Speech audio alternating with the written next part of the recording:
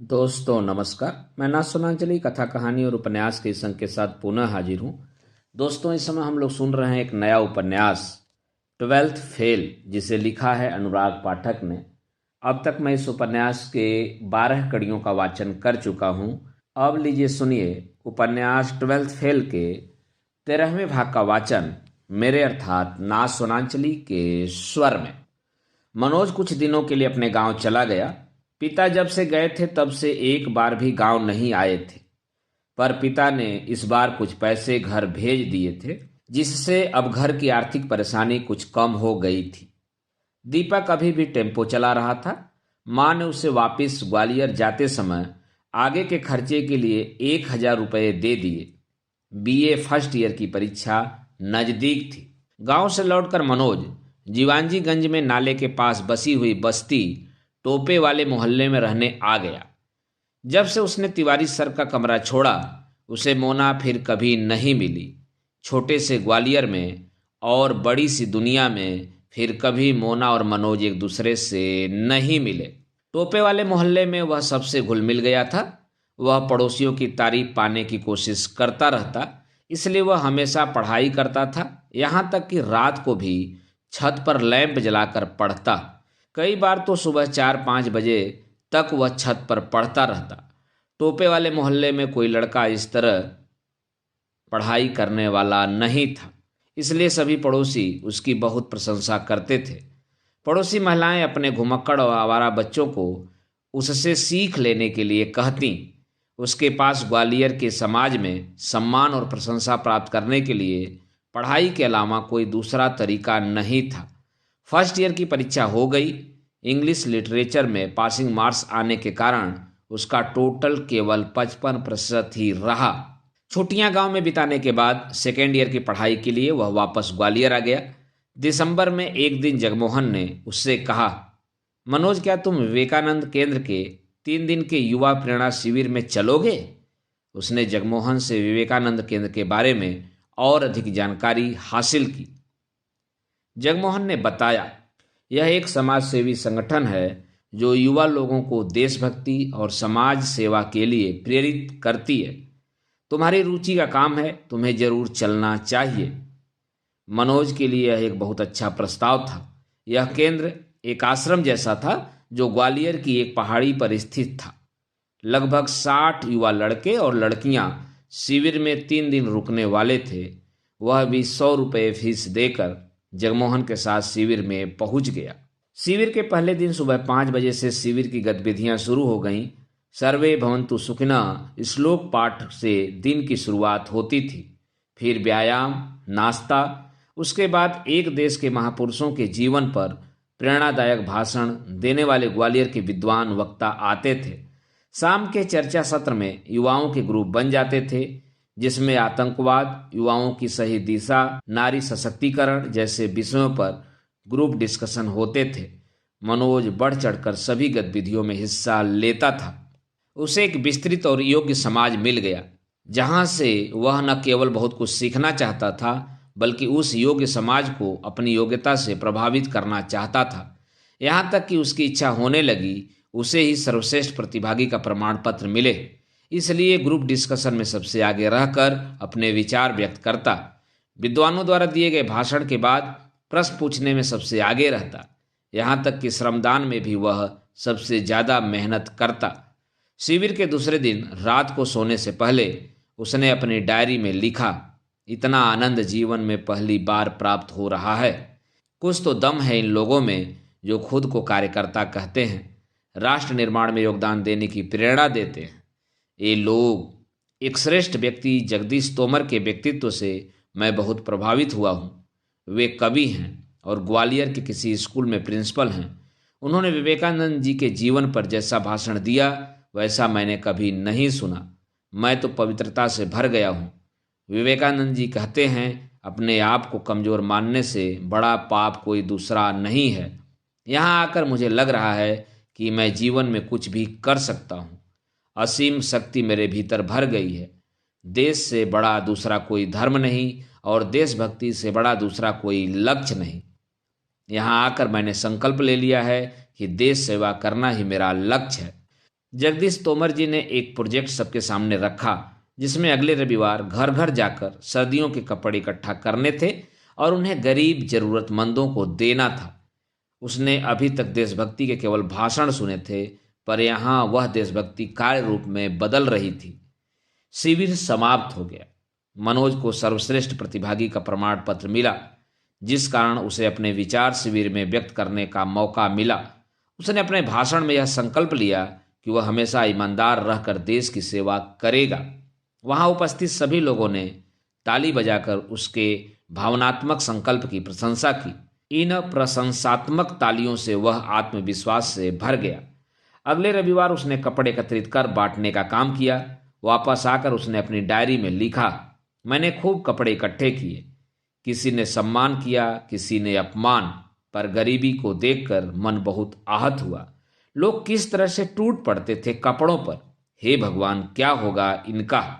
तोमर जी ने ठीक ही कहा कि घर घर जाकर समाज के लिए कुछ मांगने से हमारा ईगो खत्म होता है और हम यह सीख जाते हैं कि समाज ही सब कुछ है, हम कुछ भी नहीं हैं। उसके दिमाग में अब यह क्लियर हो गया था कि उसे देश के लिए बहुत कुछ करना है, समाज के लिए कुछ करना है। उसने विवेकानंद केंद्र में प्रशिक्षण के बाद मिले प्रमाण पत्र को पूजा की अलमारी में भगवान की मूर्ति के ऊपर सजा के रख दिया।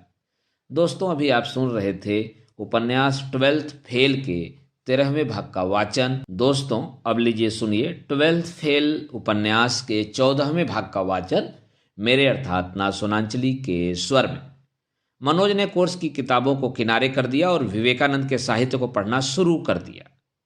उसकी सेकेंड ईयर की परीक्षा नज़दीक आ रही थी, लेकिन उसके भीतर देश सेवा की आग लग चुकी थी। उसे लगा कि इसके लिए विवेकानंद केंद्र से बेहतर कुछ नहीं हो सकता। इसलिए पीएससी का विचार पीछे छूटने लगा। उसके स्थान पर अब उसके मन में विवेकानंद केंद्र में आजीवन कार्य करने की तीव्र इच्छा पैदा हो रही थी। उसने बीए सेकेंड ईयर की परीक्षा दे दी। सेकेंड ईयर में भी वह सेकेंड डिवीजन से पास हो गया। इंग्लिश लिटरेचर में उसके फिर से पास होने योग्य अंक ही आ पाए। मनोज छुट्टियों में गांव चला गया। वापस आकर फाइनल ईयर की तैयारी करने लगा। सितंबर में एक बार फिर वह विवेकानंद केंद्र के शिविर में हो आया। इस बार 15 दिन का शिविर था। वह शिविर से पूरी तरह चार्ज होकर वापस आया। वापस आकर उसने विवेकानंद का साहित्य पढ़ना शुरू किया। उसने अपनी डायरी में लिखा, विवेकानंद को पढ़ने का प्रयास किया, जरा सा 6-7 किताबें पढ़ी हैं बस। अब इसके आगे मुझ में दम नहीं, बिल्कुल साहस नहीं है कि आगे पढ़ सकूं। मन में आग लगी है, तन जल रहा है। उठते बैठते हर समय विवेकानंद केंद्र का कार्यकर्ता बनने की अदम्य इच्छा उभर रही है। यह इच्छा कुछ इस कदर बलवती हो रही है कि मुझे वह दिन दूर नहीं लगता जब मैं स्वयं को राष्ट्र को समर्पित कर दूंगा। इस नई मंजिल के आकर्षण से उसके मन में 10-15 दिनों तक खलबली मची रही। मनोज के पैसे खत्म हो गए। वह गांव चला गया। माँ और छोटी बहन रजनी गांव में नहीं थीं। कई महीनों से पिता के गांव न आने से परेशान माँ रजनी को लेकर पापा की खबर लेने डिंडोरी चली गई थी। वह राकेश के घर चला गया। वह अपने मन के द्वंद्व को राकेश के सामने खोलकर रख देना चाहता था। उसने पीएससी की परीक्षा देने के स्थान पर विवेकानंद केंद्र ज्वाइन करने का विचार राकेश को बताया। उसकी बात सुनकर राकेश गंभीर हो गया। उसने मनोज से पूछा, तो अब तू पीएससी की तैयारी नहीं करोगे? मनोज ने कहा, मेरा लक्ष्य देश की सेवा करना है। इस देश के जरूरतमंद लोगों के प्रति मैं खुद को समर्पित कर देना चाहता हूं। राकेश ने पूछा, तो तू घर छोड़ दोगे? मम्मी पापा, दीपक, छोटी बहन रजनी सबे छोड़ के गरीब की सेवा करोगे? मनोज अभी भी विवेकानंद केंद्र के प्रभाव में डूबा हुआ था। उसने कहा, मेरे लिए पूरा देश ही मेरा घर है। राकेश के लिए अब मनोज को समझाना कठिन हो रहा था। फिर भी उसने कोशिश जारी रखी। तेरे बाप को तू जानता है? अगर तू भी घर से भजी गयो तो रजनी को ब्याह कौन करोगे? घर कौन संभालोगे? मेरे लिए देश की हर लड़की मेरी बहन है, हर महिला मेरी माँ है। मनोज पूरे जोश में था। उस पर राष्ट्र सेवा का भूत सवार था।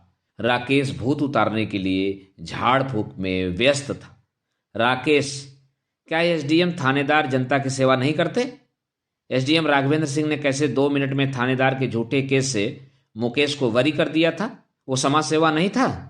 आज जिनके पास ताकत है वही जनता को न्याय दिला सकता है। यदि थानेदार ईमानदार होता तो तेरा टेम्पो पकड़ता? नहीं पकड़ता।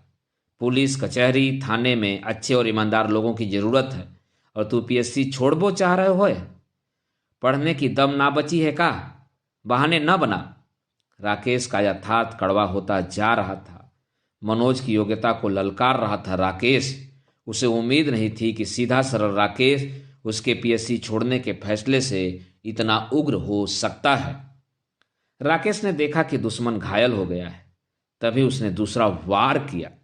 मनोज, तुझे क्या लगता है घर छोड़ छाड़ के संत महात्मा बन के ही देश की सेवा होता है? मास्टर, दुकानदार, पुलिस के सिपाही, किसान, मजदूर ये देश की सेवा नहीं कर रहे हैं? जो आदमी अपना काम ठीक ढंग से न कर रहो वो देश की सेवा कर रहो। जो अपनों काम ईमानदारी से नहीं कर रहो वो देश की सेवा नहीं कर रहो। चाहे वो फिर कलेक्टर हो, एसपी हो, चाहे किसी मठ का महंत। देश की सेवा करने के लिए पीएससी में पास होना जरूरी है। तुझे एसडीएम बन के ही देश सेवा करना चाहिए, नहीं तो ऐसे मठ आश्रम में अपनी जिंदगी से भागने वाले तमाम लोग टाइम काट रहे हैं। काशी, वृंदावन, प्रयाग में कई अपराधी पुलिस से बचने के लिए साधु बन बैठे हैं। मनोज को उम्मीद नहीं थी कि राकेश उसे ध्वस्त करने की तैयारी करके बैठा है, पर उसके दिमाग में राकेश ने हलचल मचा दी। उसने अपने मन की दशा को समझाते हुए और अपने डगमगाते हुए संकल्प को विराम देते हुए राकेश से कहा, राकेश, मेरा उद्देश्य किसी भी तरह देश की सेवा करना है। तू सही कह रहा है। पीएससी की तैयारी से भागना कायरता होगी। लोग यही कहेंगे कि मुझ में परीक्षा पास करने की दम नहीं थी, इसलिए तैयारी छोड़ दी। मुझे पहले अपनी योग्यता एवं क्षमता को जांचना है, इसलिए मैं पीएससी में सिलेक्ट होकर ही देश की सेवा करूंगा। मनोज ने फिर से अपनी टूटी हुई राह थामने का निर्णय ले लिया। उसका द्वंद्व समाप्त हो गया। पीएससी में सफल होना ही एकमात्र लक्ष्य था अब उसका। माता पिता के ढिंढोरी से न आने के कारण मनोज माता पिता से मिलने ढिंढोरी चला गया। ढिंढोरी में एक सरकारी क्वार्टर में माता पिता और रजनी रह रहे थे। पता चला कि पिता सस्पेंड हो चुके हैं। पिता को आधा वेतन ही मिलता है, जिससे बड़ी मुश्किल से गुजारा हो पा रहा है।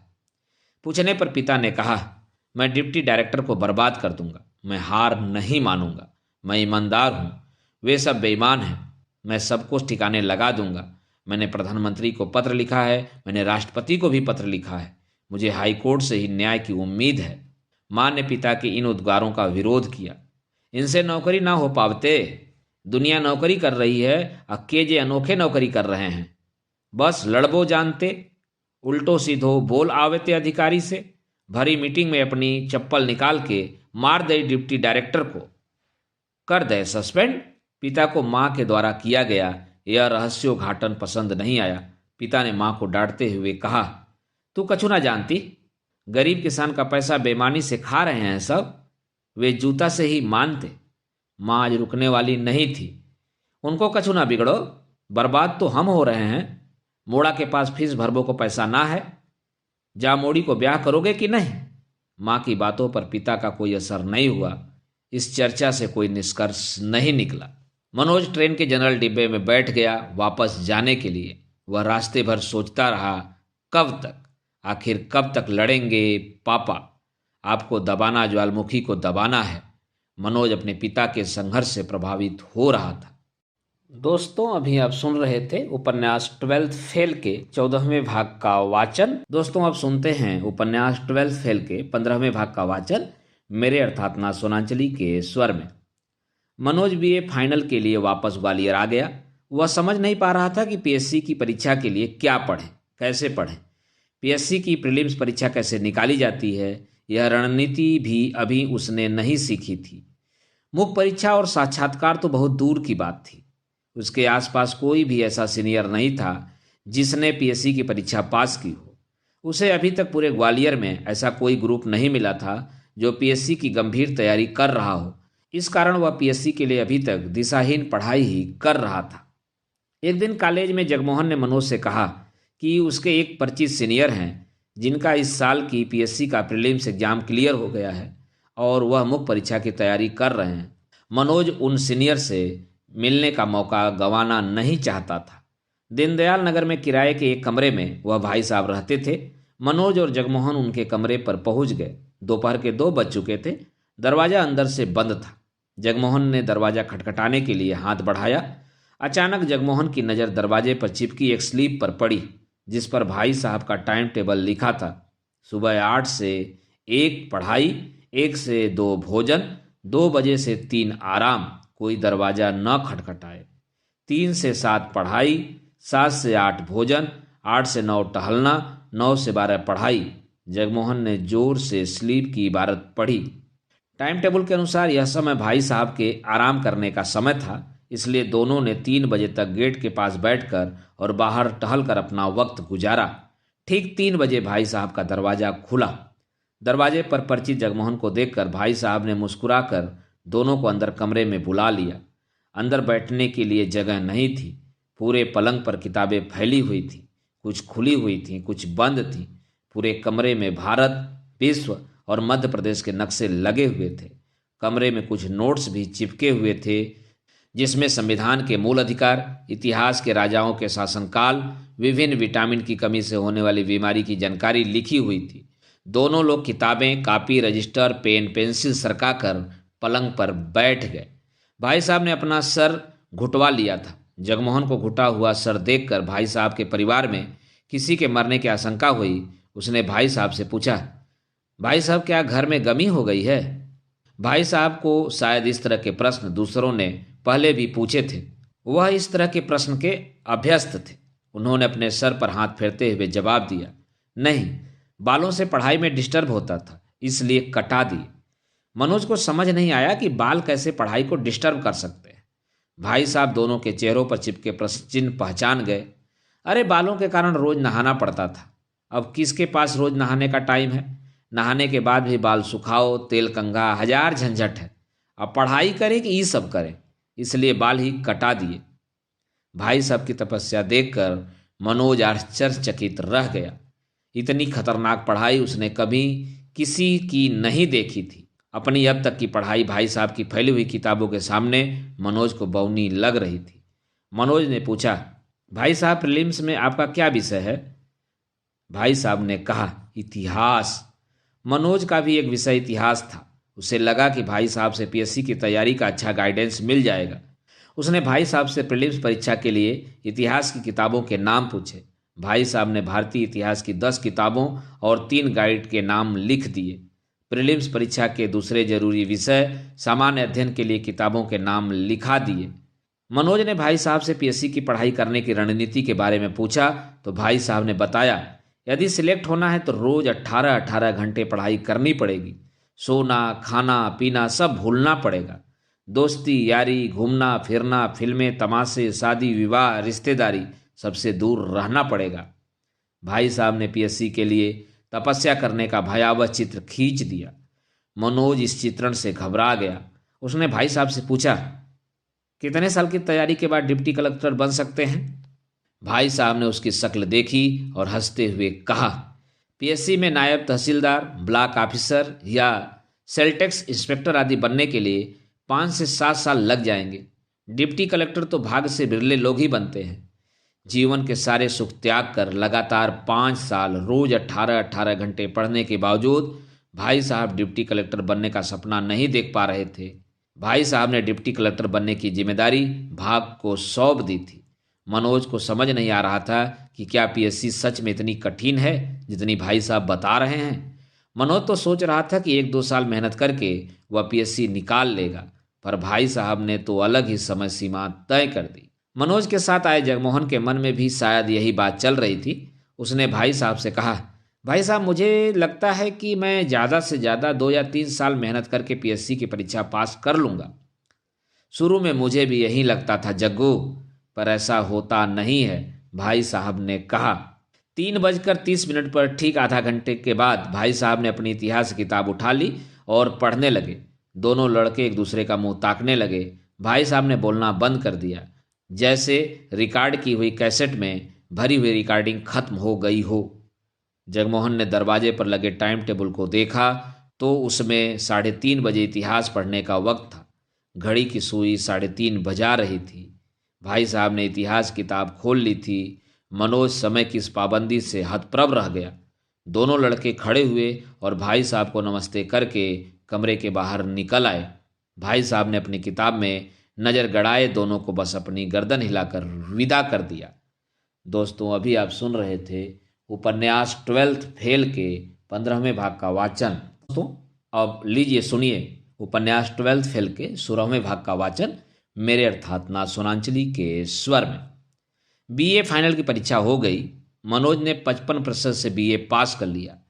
इंग्लिश लिटरेचर में हमेशा की तरह पासिंग मार्क्स आए। उसने अपनी डायरी में लिखा, अब मुझे पीएससी के मैदान में कूदना है। पता नहीं कब और कैसे मैं सफल होऊंगा, पर जानता हूं आगे के 2 साल मुझे कड़ी मेहनत करना है। तैयारी पूरी न होने के बावजूद उसने बीए पास होते ही अनुभव लेने के लिए पीएससी का फॉर्म भर दिया था। प्रीलिम्स परीक्षा का केंद्र नई सड़क पर माधव कॉलेज में था। इतिहास का पहला पेपर होने के बाद सामान्य अध्ययन के अगले पेपर में 2 घंटे का गैप था। चबूतरे पर बैठा मनोज प्रतियोगिता दर्पण पढ़ रहा था। तभी एक लड़के ने मनोज के पास आकर उससे हाथ मिलाते हुए अपना परिचय दिया। हेलो, मैं विक्रमादित्य पांडे। मेरा नाम बड़ा और बोलने में मेहनत कराने वाला है, इसलिए मुझे सिर्फ पांडे ही कहें तो आपको सुविधा रहेगी। मनोज ने भी मुस्कुराकर अपना परिचय दिया। पांडे ने पूछा, पेपर कैसा रहा? फिर बिना मनोज का कोई जवाब सुने खुद ही बोलने लगा।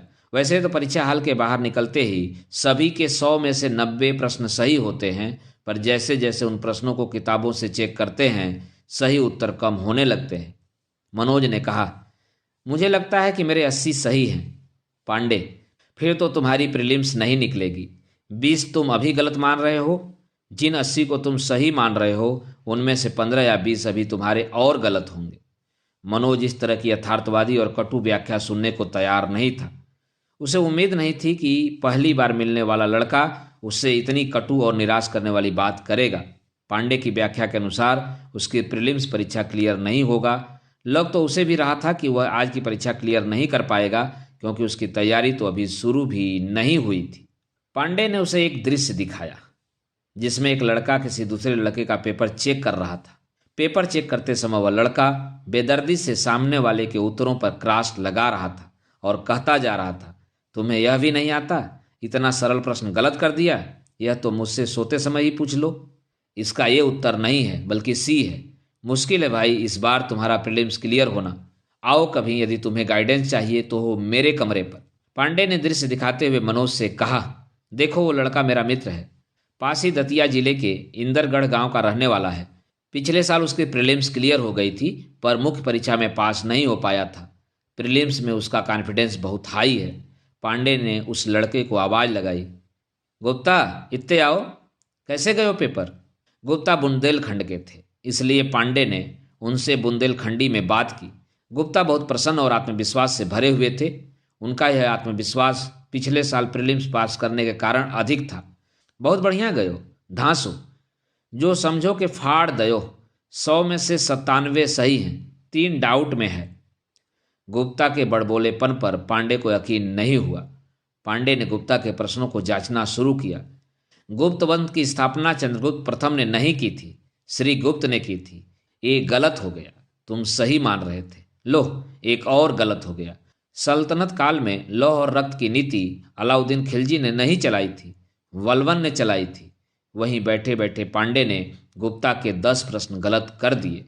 गुप्ता को पांडे के साथ अब मजा नहीं आ रहा था। अपने प्रश्न गलत देखकर गुप्ता थोड़ा दुखी हो गया था। पांडे के इन्हीं दुर्गुणों के कारण गुप्ता उसे पसंद नहीं करता था। उसने पांडे से पेपर छीना और बोला, कमरे पर जाके चेक करेंगे। तुम्हारी बात काहे माने, ये सब गलत नहीं है, फिर भी हम इन्हें डाउट में डाल देते हैं। गुप्ता चला गया। पांडे ने मनोज से गुप्ता के उसके व्यक्तित्व का मूल्यांकन करते हुए कहा, थोथा चना बाजे घना। मनोज को पांडे की बातों में अब रस आने लगा। पांडे मनोज से ऐसे बातें कर रहा था जैसे उसका बहुत पुराना दोस्त हो। उसने पांडे को अपने कमरे का एड्रेस दे दिया। उसे उम्मीद थी कि पांडे पढ़ाई में साथ देने वाला बढ़िया स्टूडेंट हो सकता है। पांडे को भी मनोज एक गंभीर स्टूडेंट लगा। पांडे के घर से मनोज का कमरा ज़्यादा दूर नहीं था, इसलिए पांडे हर दूसरे तीसरे दिन उसके कमरे पर जाने लगा। इतने दिनों में पांडे यह जान गया था कि मनोज एक योग्य और गंभीर स्टूडेंट है। दोनों की अच्छी दोस्ती हो चुकी थी। पांडे के नियमित उनके कमरे पर जाने और पढ़ाई का डिस्कशन से मनोज की पढ़ाई भी अच्छी होने लगी। मनोज के पिता अभी भी सस्पेंड थे। उस पर उन्होंने कंगाली में आटा गीला कर दिया। सस्पेंशन के बाद उन्हें ढिंडोरी से झबुआ अटैच कर दिया गया था, पर पिता ने इस अटैचमेंट को अपने सम्मान के विरुद्ध माना और वह झबुआ नहीं गए। अब उन्हें आधी तनख्वाह मिलना भी बंद हो गई। आर्थिक समस्या विकराल हो गई। मनोज को अब महीने के 1,000 रुपये मिलने भी बंद हो गए। पीएससी की पढ़ाई के शुरुआती दौर में ही उसका सामना भीषण आर्थिक संकट से हो गया, लेकिन वह जानता था कि इस संकट को कोसने या दुखी होने से कोई लाभ नहीं है। इसलिए उसने यह तय किया कि अब कोई काम करेगा, बच्चों को ट्यूशन पढ़ाएगा। यह तय था कि अब बिना पैसे कमाए वह ग्वालियर में किसी तरह नहीं रह सकता। एक दिन पांडे मनोज के कमरे पर आया। पिता के सस्पेंशन और बढ़ते आर्थिक संकट से दुखी मनोज ने पांडे को अपने पिता के संघर्ष और उनके सस्पेंशन की खबर सुनाई। कहानी सुनते समय वह अपने पिता को एक हीरो के तौर पर प्रस्तुत कर रहा था। उसे उम्मीद थी कि पांडे उसके पिता की महानता की प्रशंसा करेगा और ऐसे महान पिता के पुत्र होने के नाते उसका सम्मान भी पांडे की नज़र में बढ़ जाएगा। पर पांडे ने पूरी कहानी सुनकर उससे कहा, आपके पिता अपने अहंकार में अपने बच्चों का जीवन नष्ट कर रहे हैं। उन्हें अपने परिवार और बच्चों को छोड़ सबकी चिंता है। वे दूसरों को घटिया और खुद को श्रेष्ठ मानने वाले व्यक्ति हैं। मेरा विचार है कि आपको उनसे मदद की कोई उम्मीद नहीं करनी चाहिए। उम्मीद के विपरीत पांडे द्वारा किया गया पिता का चरित्र चित्रण उसे पसंद नहीं आया, लेकिन पांडे की बात पर ध्यान न देकर वह अपने पिता को श्रेष्ठ व्यक्तित्व का धनी ही मानता रहा। उसने पांडे से कहा, पांडे, तुम अभी नहीं जानते कि ईमानदारी के रास्ते में कितने संकट आते हैं। मेरे पिता खरा सोना हैं, एकदम ईमानदार। उसकी बात सुनकर पांडे के चेहरे पर व्यंग्यात्मक हंसी तैर गई, पर उसने मनोज से कुछ कहा नहीं। मनोज ने पास की रतन कॉलोनी में एक एक घर खटकाकर घंटी बजाकर ट्यूशन के बारे में पूछा। 3-4 महिलाओं ने तो मना कर दिया कि उनके घर में बच्चे नहीं हैं। एक महिला ने कहा कि उसका बच्चा क्लास 10th में है, उसे केवल गणित और फिजिक्स के टीचर की ज़रूरत है। गणित और फिजिक्स उसके बस की बात नहीं थी। एक महिला ने कहा कि उसके बच्चे 7th क्लास में हैं, पर वे इंग्लिश मीडियम के विद्यार्थी हैं। वह पूरा सिलेबस इंग्लिश मीडियम में नहीं पढ़ा सकता था। कई दिनों तक घर जा जाकर ट्यूशन मांगने के बावजूद उसे एक भी ट्यूशन नहीं मिला। मनोज को अब अपने ऊपर गुस्सा आने लगा। क्या वह 100 रुपये के ट्यूशन लायक भी नहीं है? उसे अपने सपनों पर संदेह होने लगा। उसने अपनी डायरी में लिखा, मैं अपने आप को कितना होशियार मानता था, पर आज समझ गया कि मैं कितना अयोग्य हूँ। मुझे कोई हक नहीं है इतने बड़े सपने देखने का। मुझे पता चल गया है अपना भविष्य। मुझे वापस गांव जाना पड़ेगा। मनोज मानसिक और शारीरिक थकान महसूस कर रहा था। उसे बुखार आ गया। शाम हो चुकी थी। वह अपनी छत पर निराश बैठा सुनी आंखों से आसमान ताक रहा था। उसकी डायरी पास रखी थी। तभी पांडे आ गया। उसने एक फीकी मुस्कुराहट के साथ पांडे का स्वागत किया। मनोज और पांडे कुछ देर चुपचाप बैठे रहे। पांडे ने उसकी डायरी उठाई और अंतिम पेज पढ़ने लगा। निराशा में डूबे मनोज का मन पांडे पढ़ रहा था। डायरी पढ़ने के कुछ देर बाद उसने केवल इतना कहा कि तुम्हारी तबीयत ठीक नहीं है, आज खिचड़ी बनाकर खा लेना। पांडे जब मनोज की डायरी पढ़ रहा था तब मनोज को लगा कि पांडे संवेदनशील है और उसके कष्ट को समझ रहा है। पर जब पांडे उससे खिचड़ी बनाकर खाने की सलाह देकर चला गया तो उसे पांडे पर बहुत गुस्सा आया। वह समझ गया कि शहर के लड़कों में संवेदनाएं नहीं होती। इन्हें किसी के दुख से कोई मतलब नहीं होता। उनके दूसरे दोस्त भी बीए के बाद से उससे संपर्क में नहीं थे। वह ग्वालियर में अब एकदम अकेला पड़ गया था। सुबह मनोज का बुखार बढ़ गया। उसके पास डॉक्टर को दिखाने के लिए पैसे नहीं बचे थे। पूरे दिन वह बुखार में तपता रहा। पड़ोस की आंटी उसके लिए खिचड़ी बना लाई। अगले दिन दोपहर तक भी जब बुखार नहीं उतरा तो वह पास के डॉक्टर जैन के क्लिनिक के पास चला गया। डॉक्टर के सामने बैठकर उसने सबसे पहले कहा, सर, मेरे पास आपकी फीस देने को पैसा नहीं है। उसे लगा कि उसकी सच्चाई और दुख से डॉक्टर उसे बिना फीस के देख लेगा और दवा दे देगा। पर डॉक्टर सावित्री भोजनालय के युवा मालिक जैसा भावुक और सरल नहीं था। मनोज के पास फीस न होने के कारण डॉक्टर ने उसे अपने क्लिनिक से भगा दिया। मनोज डॉक्टर के व्यवहार से अंदर तक हिल गया। वह सोचता रहा कि कैसे कोई डॉक्टर जैसे पवित्र व्यवसाय करके भी इतना कठोर हो सकता है। उसके पास अब अपने गांव जाने के अलावा कोई विकल्प नहीं बचा था। इसलिए वह कैसे भी उस नैरो गेज ट्रेन के स्टेशन पर पहुंचा जहां से छोटी लाइन की ट्रेन जौरा जाती थी। उसे लग रहा था कि बिना पैसे के बीमार हालत में निष्ठुर ग्वालियर में रहने का कोई मतलब नहीं। इसलिए वह बिना टिकट छोटी ट्रेन में बैठ गया। उसको याद नहीं कि वह किस बेहोशी की अवस्था में ट्रेन में 3 घंटे बैठा रहा और कैसे अपने गांव पहुंच गया। दोस्तों, अभी आप सुन रहे थे उपन्यास 12th फेल के 16वें भाग का वाचन। दोस्तों, अब सुनते हैं उपन्यास 12th फेल के 17वें भाग का वाचन मेरे अर्थात ना सोनांचली के स्वर में। 3-4 साल टेम्पो चलाने के बाद दीपक ने टेम्पो चलाना बंद कर दिया। सेकेंड हैंड टेम्पो बेच दिया गया, जिससे उधारी के पैसे पटा दिए गए। घर की तरफ से पिता बेफिक्र हो गए थे। उन्होंने घर पर ध्यान देना पूरी तरह बंद कर दिया। गांव में कुछ दिन रहने के बाद मनोज की तबीयत ठीक हो गई। माँ ने उससे एक दिन कहा, बेटा तू अब ग्वालियर चले जाओ, पढ़ाई पर ध्यान दे बे। जे 500 रुपया मुँह पे धरे है तो रख लो। माँ की जीवटता और बेबसी पर उसकी आंखों में आंसू आ गए। उसने ग्वालियर जाने से पहले राकेश को अपने घर की मजबूरी बताई।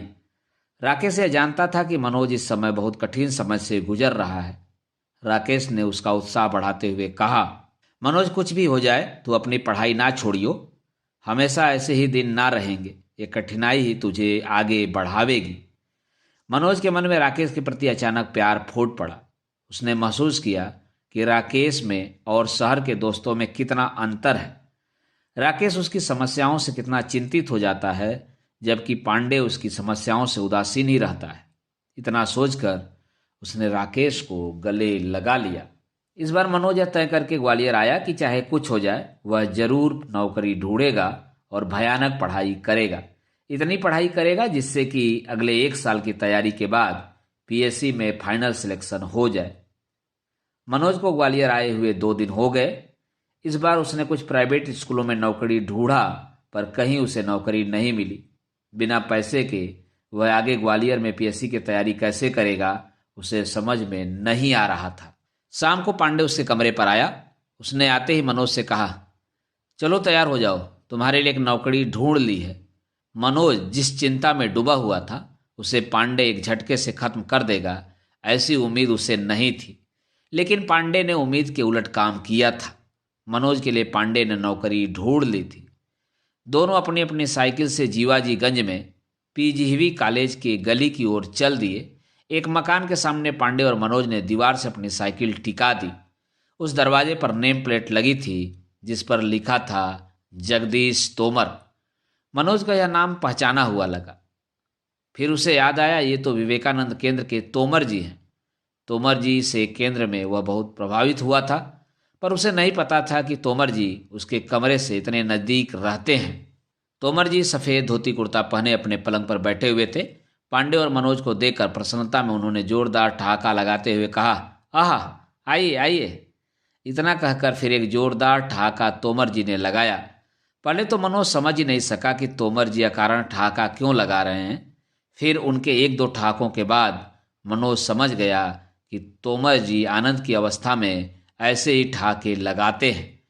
मनोज को देखकर तोमर जी ने कहा, आप तो विवेकानंद केंद्र के युवा प्रेरणा शिविर में रहे थे।